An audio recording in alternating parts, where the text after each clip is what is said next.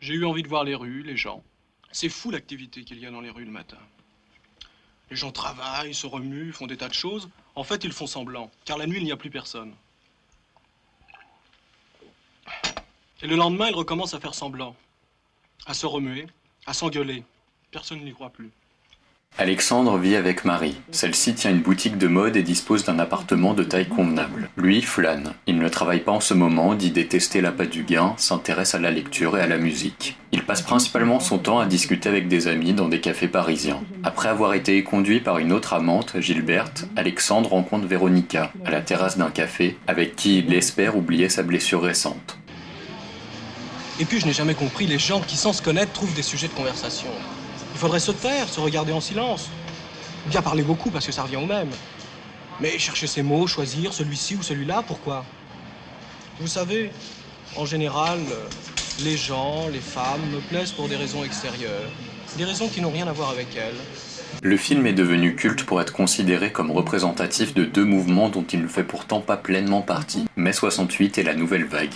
En réalité, ce film sorti au début des années 70 semble marquer la fin, la clôture de ces deux mouvements. L'œuvre de Jean Eustache reprend des principes phares de ceux-ci. La jeunesse est au centre du récit et celle-ci entend profiter de sa liberté. Mais là où le film prend ses distances, c'est qu'il ne glorifie aucunement ce passé. Le constat est bien davantage doux amer, tant les personnages semblent en proie à diverses mélancolies, dépressions ou névroses. Et justement, il ne montre pas des personnages nostalgiques d'un temps passé sans cesse ressassé. Ceux-ci sont bien ancrés et vivent leur malheur dans un présent que le film ne cherche pas à distancier. Le cinéaste s'est justement grandement inspiré de sa vie, de son entourage et de son milieu pour ce film, parfois à la frontière de l'autobiographie. Il montre ici une jeunesse cultivée qui, après l'utopie du soulèvement et du changement, vit le désœuvrement.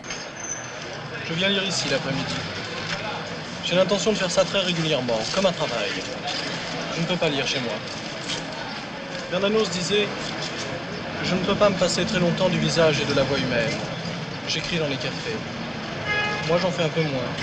Je viens y lire. » La Nouvelle Vague se ressent ici dans une liberté formelle de réalisation. Jean Eustache filme des dialogues, des moments suspendus, des rencontres, parfois en temps réel, ne craint pas les temps longs, et propose de plonger pleinement dans ce petit instant de vie pour son protagoniste pendant presque 4 heures. La mise en scène choisit de se recentrer sur du simple, du quotidien, du banal, de la sobriété. C'est là que semble mourir la Nouvelle Vague. Elle n'est plus empreinte de cette vitalité d'il y a 10 ans. Au contraire, la voici grisâtre, terne et tourmentée.